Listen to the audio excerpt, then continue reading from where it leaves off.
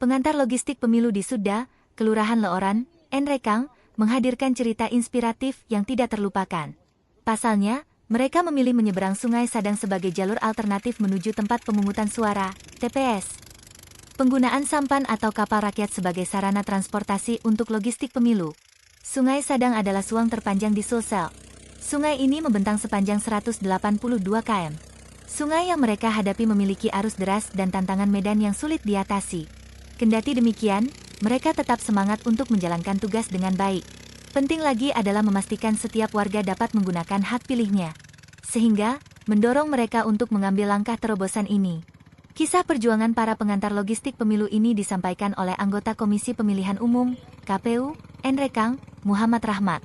Rahmat mengungkapkan, dalam proses penyeberangan, KPU Nrekang dikawal personel Polri, TNI, dan diawasi Bawaslu.